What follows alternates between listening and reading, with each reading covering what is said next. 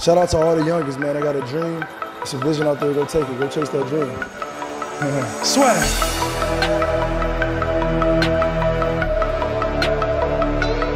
People are always saying about the talk, and I talk, and I talk, and I talk, but guess fucking what? I back it up! I back it up! Bonjour à toutes et à tous. Hier, on a reçu énormément de messages suite à ce KO du siècle, KO de l'année, c'est certain, lors du combat entre Korean Zombie, The Korean Zombie, et Zaire Rodriguez, main event de l'UFC Denver qui était pas spécialement impressionnant au niveau de la carte, mais qui marquait en fait le 25e anniversaire de l'UFC qui a démarré il y a donc naturellement 25 ans à Denver, qui depuis maintenant a gagné en popularité, et désormais à Las Vegas, où il y a l'UFC Performance Institute, et tous les grands combats de l'UFC sont à la T-Mobile Arena, mais avant, c'était donc à Denver, dans le Colorado. Pour l'occasion, il y avait en main event Mike Perry contre Cowboy Cerrone, l'enfant du pays qui s'entraîne dans le Colorado. Un événement qui a été superbe avec ce co-main, donc où il y avait une grosse animosité entre les deux, puisqu'aujourd'hui Mike Perry s'entraîne à Jackson Wink MMA, alors que Cowboy Cerrone est parti et dans le Colorado avec son propre camp, a terminé tout ça d'une superbe clé de bras. À la toute fin du premier round, on a pu voir la haine qu'il y avait dans son regard. Enfin, un Cowboy Cerrone qui, malgré l'adversité, malgré un adversaire qui voulait véritablement lui rentrer dedans, s'est battu et l'a emporté. Qu'est-ce qui explique ce changement? Eh bien, le fait que Cowboy a eu un fils, un enfant, il y a 4 mois, et maintenant il a dit: avant je ne savais pas pourquoi je combattais, maintenant oui.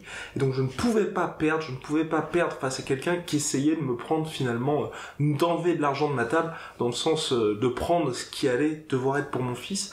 Donc on espère enfin un nouveau Cowboy Cerrone qui pourra réagir face à des adversaires qui veulent lui rentrer dedans. On avait vu par le passé que, effectivement, contre Masvidal, contre Rafael Dos Anjos, et bien d'autres encore, quand les adversaires arrivaient, même Darren Till dernièrement arrivait avec vraiment cette idée, cette envie de le détruire, il n'y arrivait pas à passer la seconde, et là, face à un Mike Perry qui est extrêmement agressif, extrêmement provocateur, extrêmement fougueux, il a réussi à rester autour de son game plan, à être opportuniste, et donc à l'emporter. Il a dit maintenant, son avenir se fera en lightweight, et on espère bien le voir face à des top contenders dans cette catégorie pour les dernières années qui lui restent de sa carrière, puisque Cowboy, c'est vrai que c'est un vétéran, et là, il cimente véritablement son héritage. Recordman de victoires à l'UFC, 21 victoires, recordman de finish à l'UFC, 15 victoires par finish, bref, une légende à part entière, ce Cowboy Cerrone, qui a, après sa victoire Kola au Khabib, bon, on va se calmer, on va se calmer pour le moment, mais en tout cas, c'est de très bon augure pour la suite. On espère le voir en lightweight garnir un petit peu cette catégorie qui est déjà extrêmement lourde, avec des noms, on peut vous faire un top 10 qui est ultra impressionnant.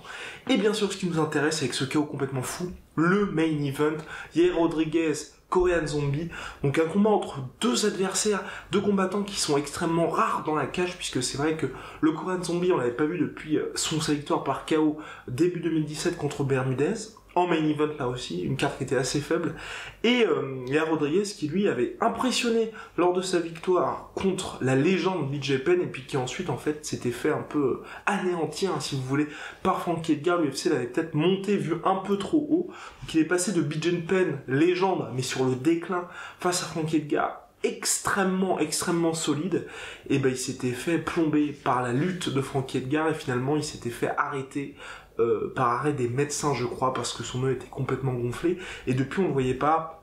Il avait été coupé par l'UFC, repris ensuite par l'UFC. Pourquoi? Parce que l'UFC voulait le faire affronter Khalid Magomedsharipov. Il voulait pas, finalement il voulait, enfin bref, le combat était prévu ensuite à l'UFC 228.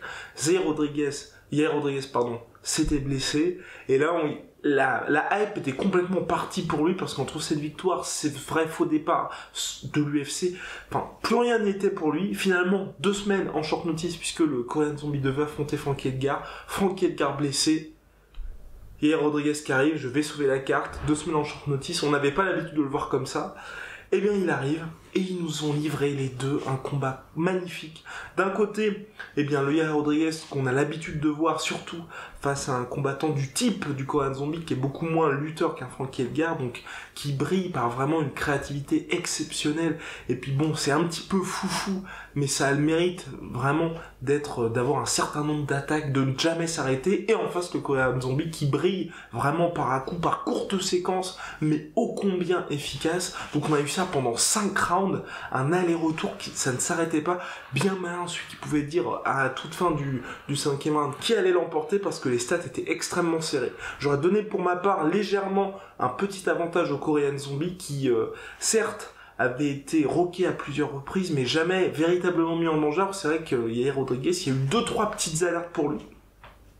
En tout cas, 10 secondes de la fin, les deux adversaires, Yair Rodriguez qui met ses bras au ciel comme ça, en mode quand même mon gars, on a apporté le show au public, c'était magnifique. Le Korean Zombie qui regarde la cloche, qui fait ouais c'est vrai que c'était top. Ils se font un petit hug, et puis là c'est reparti, Korean Zombie qui refonce sur lui pour une nouvelle petite explosion. Et là, esquive de Yair Rodriguez, coup de coude, up elbow, boum, KO. Le mec est face planté, Korean Zombie est face planté au buzzer. Les mecs ont fait un buzzer beater. Yair Rodriguez a fait un buzzer beater à l'UFC, chose que Dominic Reyes aurait pu tenter, aurait dû avoir lors de l'UFC 229 contre Vince Saint-Preux, mais l'UFC en a décidé autrement puisqu'ils ont dit que c'était une décision unanime. Cette fois, le buzzer beater est validé. Coup de coude, KO à 4 minutes 59 au 5e round. KO de l'année, c'est certain. KO du siècle, KO de l'histoire de l'UFC. On verra à la fin, mais c'est clair que ce combat-là risque de marquer, de faire véritablement les beaux jours de l'UFC en termes d'highlight. Il a été partagé partout, même par SportsCenter aux États-Unis, SportsCenter qui est un peu la branche highlight d'ESPN.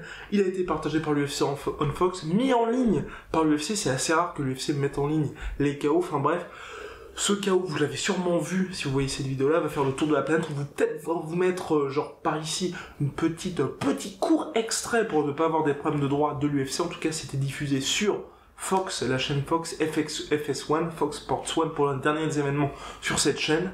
Bref, un KO somptueux. Et en lien, dans la description, on vous mettra le KO en super bonne qualité. Ce sera vraisemblablement, sur Twitter. En tout cas, avec cette victoire au buzzer, Yair Rodriguez vraiment revient au top comme avant sa victoire contre Frankie Edgar.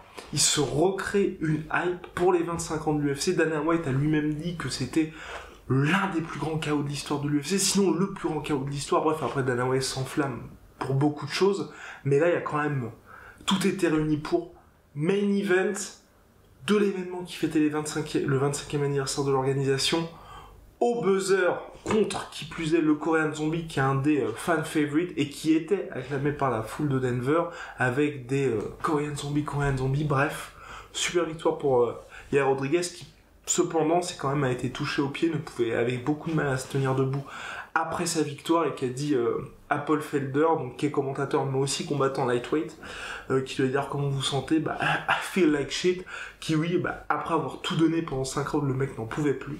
En tout cas, très bien pour lui parce que c'est vrai que là il revient, pour l'UFC c'est aussi de bon augure parce que ça fait des années qu'ils essayent de s'ouvrir au marché mexicain. Ils pensaient y arriver avec Cain Velasquez, malheureusement entre les nombreuses blessures de Cain, on en a parlé dans le dernier podcast. Et puis la défaite contre Verdum, c'était un peu compliqué pour l'UFC de miser sur lui. Là, avec Yair Rodriguez, peut-être qu'ils tiennent enfin la perle rare pour ce marché mexicain. En tout cas, voilà, donc c'était après toutes vos réactions. Pour revenir un peu sur ce combat, une petite vidéo rapide. On revient lundi ou mardi avec un podcast spécial sur Israel Adesanya.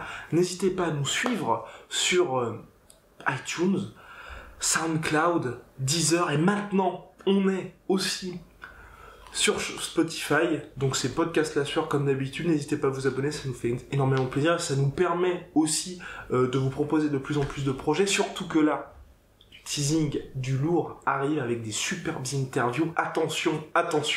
Et puis si vous voulez nous poser des questions, Instagram @lasueur, Snapchat @lasueur, Twitter @lasueur __ off, Facebook @lasueur. Privilégiez les DM sur la sueur parce que c'est beaucoup plus pratique pour nous pour les stocker, et puis comme ça ensuite en podcast on y répond quasi en direct. Et puis bien sûr vous pouvez sinon mettre vos questions en commentaire sur YouTube. C'est arrivé lors du dernier podcast, on a répondu à Panda MMA, je crois qu'il s'appelle comme ça, j'espère ne pas écorcher son nom. On y répond, c'est juste un peu plus compliqué parce qu'on fait des screenshots et puis ensuite vous savez, les screenshots, les jours passent et puis on s'y perd un peu. Bref, en tout cas merci pour votre soutien, vous êtes de plus en plus nombreux à nous suivre. À la prochaine donc pour le podcast sur Israel Adesanya. Shout out to all the youngest, man. I got a dream. It's a vision out there. Go take it. Go chase that dream. Sweat.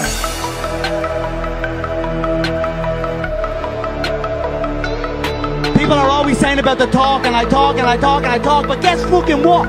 I back it up! I back it up!